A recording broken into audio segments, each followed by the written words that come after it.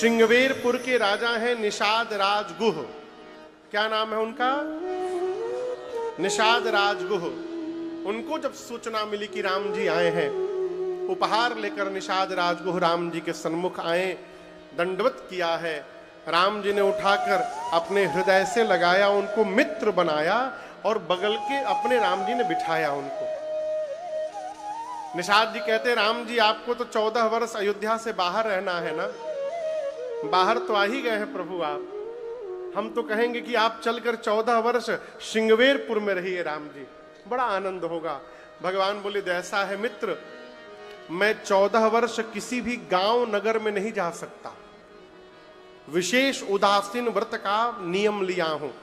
ऐसा सुनते निषाद राजगुह ने नगर के बाहर एक शीशम के वृक्ष के नीचे कुशा की चटाई बिछाई और उसी चटाई पर रात में कंदमूल पाकर भगवान राम सीता मैया के साथ सो गए। लक्ष्मण जी थोड़ी दूर पहरा देने के लिए बैठ गए।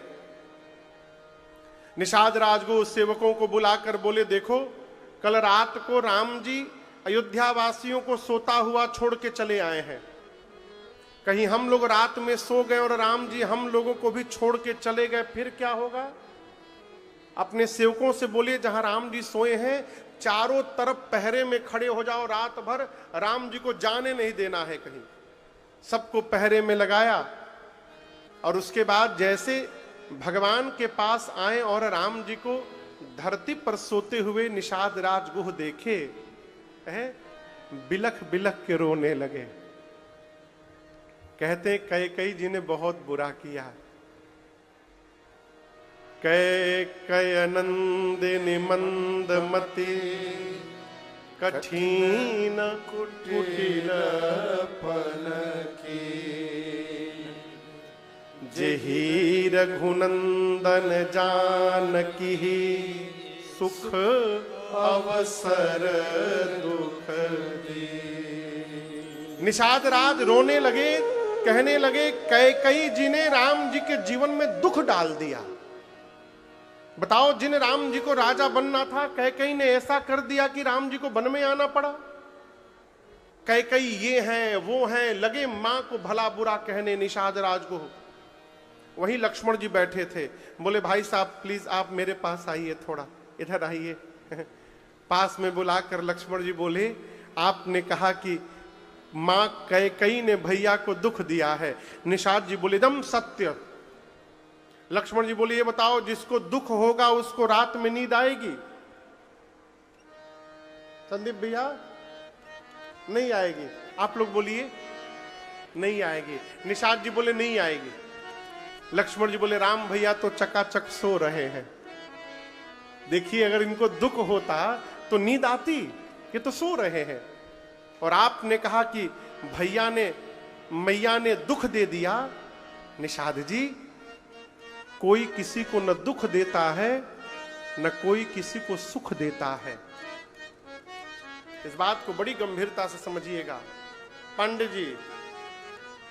न कोई किसी को सुख देता है न कोई किसी को दुख देता है। हम अपने द्वारा किए हुए कर्म से सुखी होते हैं और हम अपने ही द्वारा किए हुए कर्म से दुखी होते हैं। कोई किसी को सुख दुख नहीं देता माई बाप।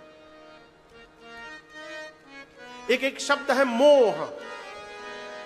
मोह जानते हैं आप लोग? बोलिए।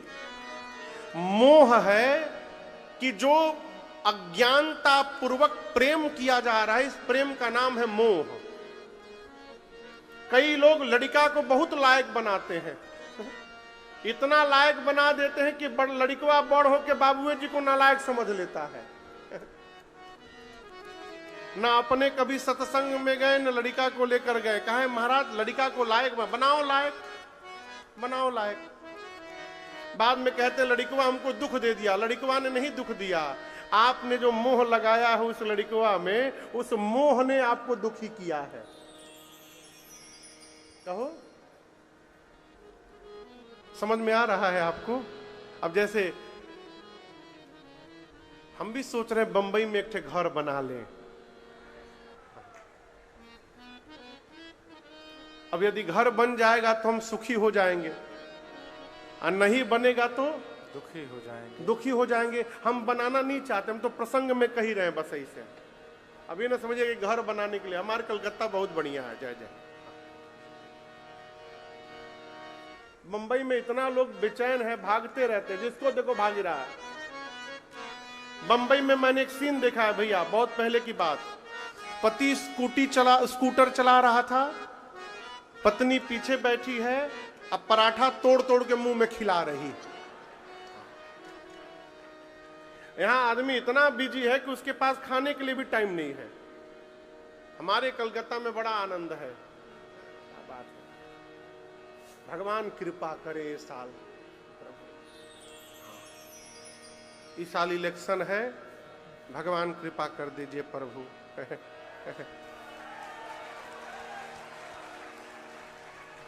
हम कुछ बोले नहीं है, आप लोग समझ गए का? अच्छा, जय हो प्रभु। तो ये जो मोह है ना कि घर हो जाए तो आनंद हो जाएगा। सपना किसने देखा घर का? बोलिए बोलिए। मैंने देखा। घर हो जाए सपना मैं देख रहा हूं। बाबूजी, यदि ये सपना पूरा हो गया तो हम सुखी हो जाएंगे। सपना पूरा नहीं हुआ, हम दुखी हो जाएंगे। ये जो सपना देखा जा रहा है, यही हमको हंसा रहा है, यही रुला रहा है, यही हमारे सुख दुख का सबसे बड़ा कारण है।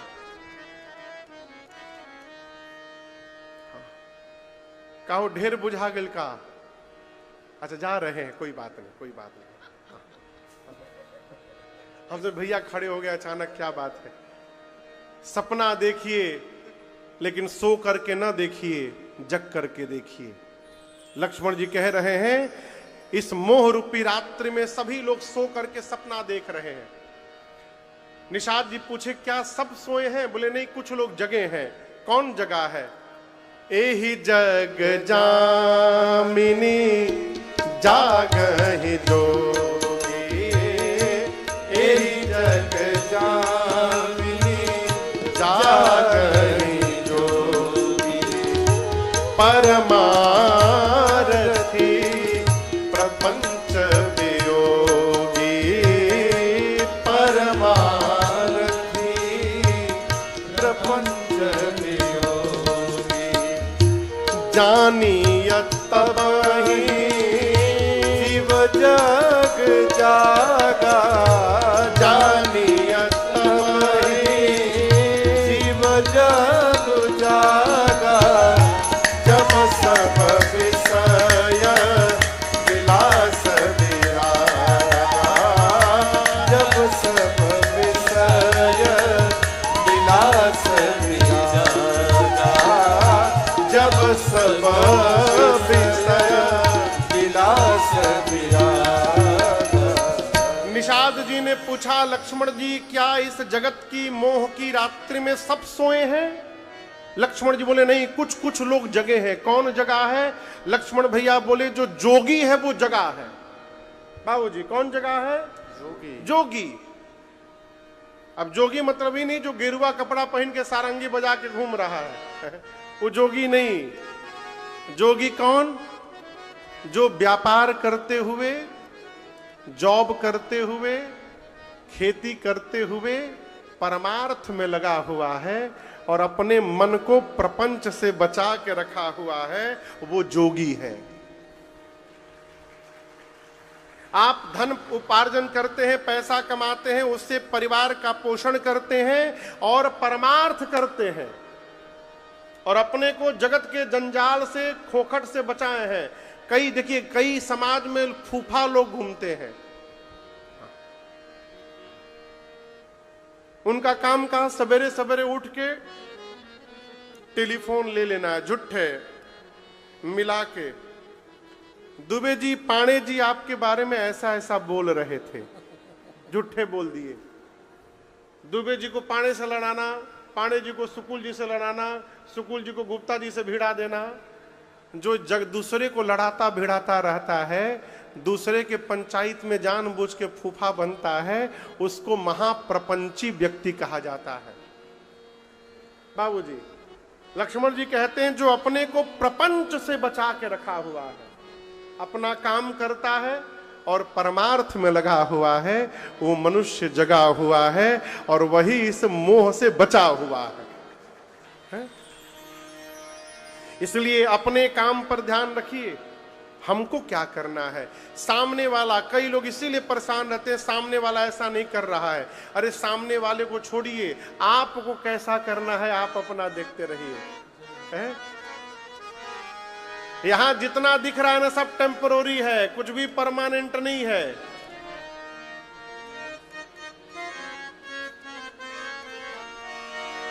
तेल चमेली चंदन साबुन, देखिए कई आदमी ऐसे अद्भुत महापुरुष होते हैं भैया, अपने घर में सरसों तेल लगाते हैं और दूसरा के घरे चले जाए, चमेली का तेल होगा, चमेली का तेल हम रोज लगाते हैं। अरे इतने शौक है तो लेके चला करो चमेली का तेल। अपने घर में 12 बजे तक भोजन का ठिकाना नहीं है, दूसरे के घर में जाएंगे 5 बजे ब्रश मार के बैठ जाएंगे, जल्दी कुछ लाइए खराई मार देगा हमको। कहो एहू में क्यों है का मियां बहुत हंस रहे इसलिए पूछ रहे थे। तेल चमेली चंदन साबुन चाहे लगा लो सेंट, जगत में कोई न परमानेंट, जगत में कोई न परमानेंट। तेल चमेली चंदन साबुन, तेल चमेली चंदन साबुन चाहे लगा लो सेंट, जगत में कोई न परमानेंट, जगत में कोई न परमानेंट, जगत में कोई न परमानेंट।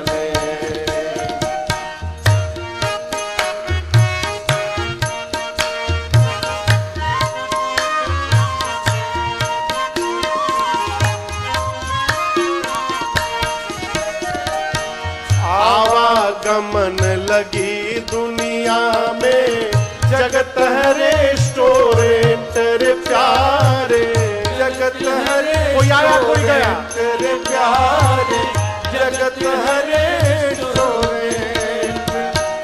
आवागमन लगी दुनिया में, जगत है रेस्टोरेंट रे प्यारे, जगत है रेस्टोरेंट रे प्यारे, जगत है रेस्टोरेंट। अंत समय में उड़ जाएंगे, अंत समय में उड़ जाएंगे तेरे तंबू टेंट, जगत में कोई न परमानेंट, जगत में कोई न परमानेंट। अंत समय में उड़ जाएंगे, अंत समय में उड़ जाएंगे तेरे तंबू टेंट, जगत में कोई न परमानेंट, जगत में कोई न परमानेंट, जगत में कोई न परमानेंट।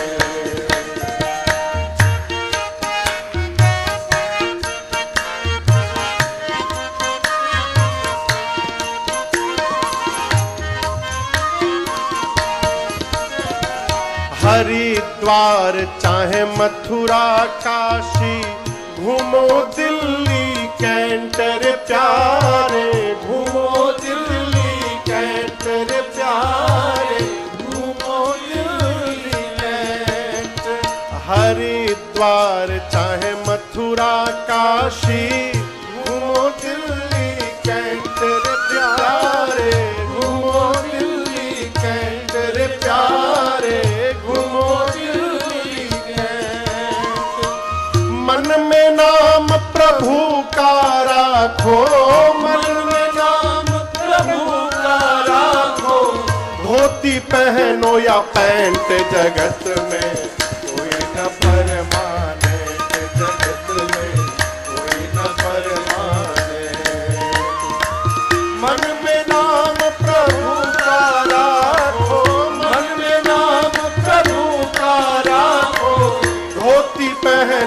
पैंट जगत में कोई न परमानेंट, जगत में कोई न परमानेंट, जगत में कोई न परमानेंट।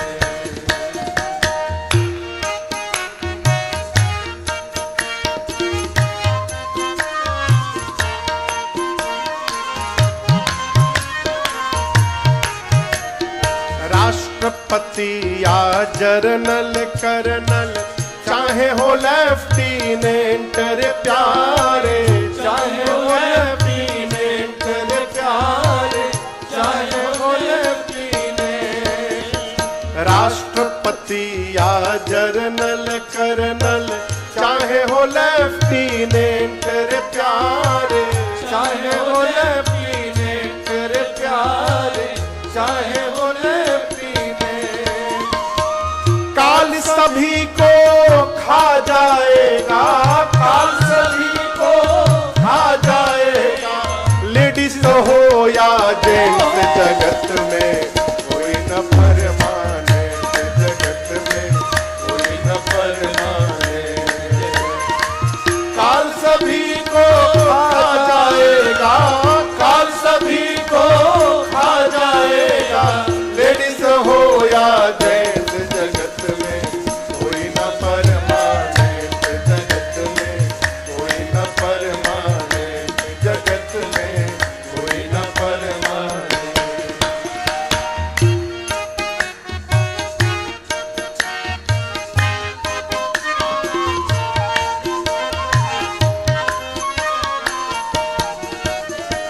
राम कथा की संगत कर लो, ये सच्ची गवर्नमेंट रे प्यारे, ये सच्ची गवर्नमेंट रे प्यारे, ये सच्ची गवर्नमेंट। राम कथा की संगत कर लो, ये सच्ची गवर्नमेंट रे प्यारे, ये सच्ची गवर्नमेंट रे प्यारे, ये सच्ची गवर्नमेंट। लाल सिंह कहे इस दफ्तर में, लाल सिंह कहे इस दफ्तर में, मत होना एब्सेंट, जगत में कोई न परमानेंट, जगत में कोई न परमानेंट। लाल चमेली चंदन साबुन, तेज चमेली चंदन साबुन, चाहे लगा लो सेंट, जगत में कोई न परमानेंट, जगत में कोई न परमानेंट, जगत में कोई न परमानेंट, जगत में कोई न परमानेंट।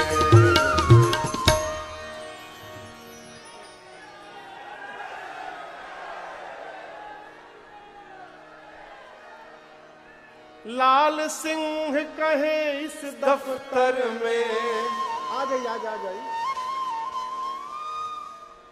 लाल सिंह कहे इस दफ्तर में, मत होना एब्सेंट, जगत में कोई न परमानेंट, जगत में कोई न परमानेंट। माई बाप, कल कौन देखा है हो, आज से लगिए। देखिए, जो सबको ठीक करता है ना, कहता है कि हम पूरे घर को ठीक कर देंगे। जो आदमी पूरा घर को ठीक करता है, घरवा वाले मिलके उसको ठीक कर देते हैं। हाँ। इसलिए ठीक करिए मत, ठीक रहिए। जिसको ठीक होना होगा वो आपको देख करके ठीक हो जाएगा, करने से कोई ठीक होने वाला नहीं है। अपना काम करिए, नौकरी करिए, व्यापार करिए, और सुनिए, भगवान के भजन के लिए न घर परिवार को छोड़ने की आवश्यकता नहीं है।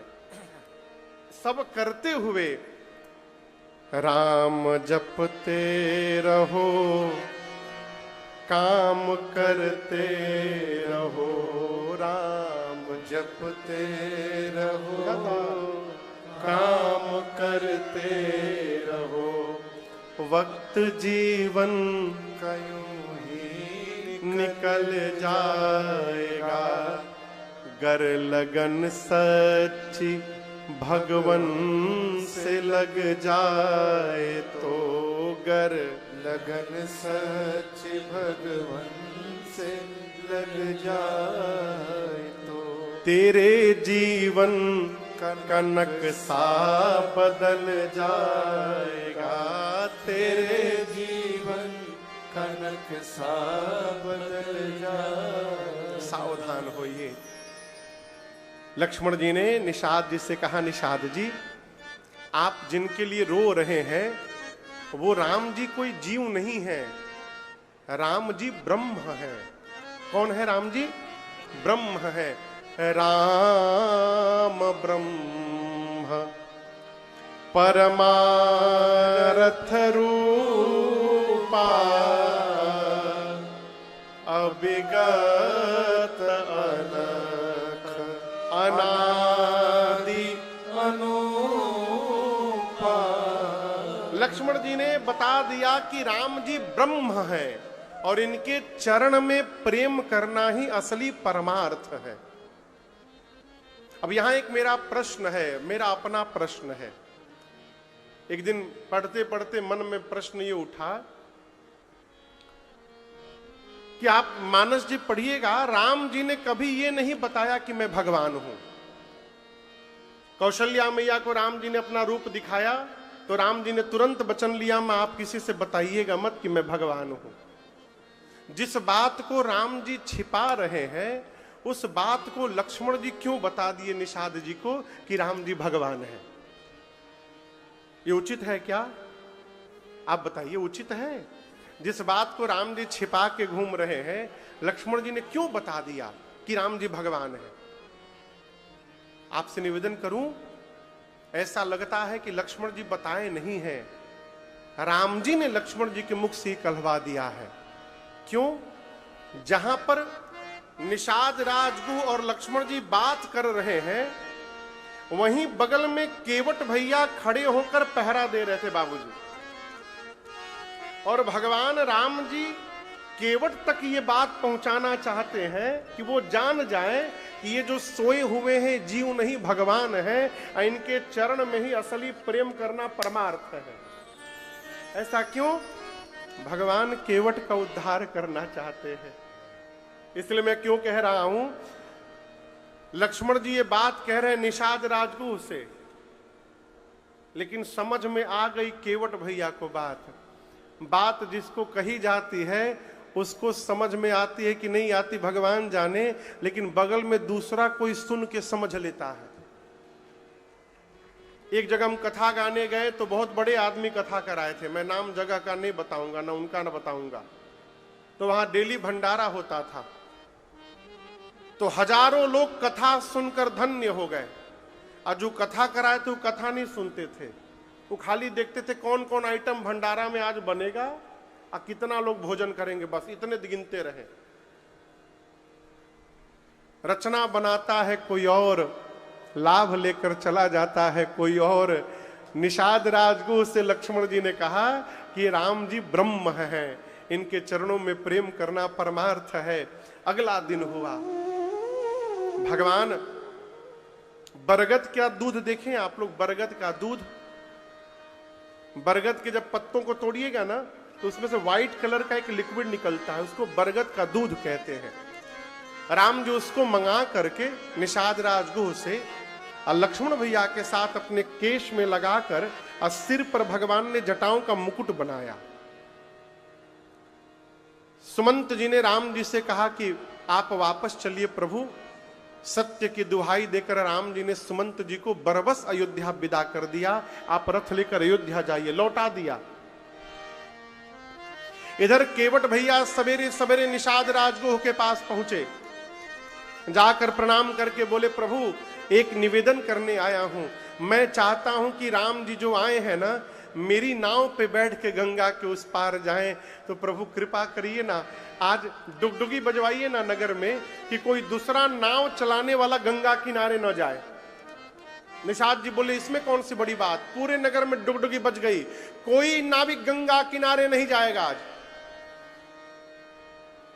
केवट जी दौड़े गंगा किनारे, नाव किनारे में खड़ी थी, किनारे से खोले, उस पर बैठे, अब बीच गंगा में नाव ले जाके खड़े हो गए। बीच गंगा में क्यों गए संदीप भैया? केवट जी सोचे किनारे रहूंगा, और कहीं राम जी आके डायरेक्ट चढ़ के बोले अब ले चलो तो क्या करूंगा, इसलिए उनके पहुंच से बाहर रखा जाए नाव को। बीच गंगा में जाके खड़े हो गए। राम जी, लक्ष्मण जी, सीता जी, निषाद, राजगुह, तीनों चारों लोग पहुंचे हैं गंगा के किनारे।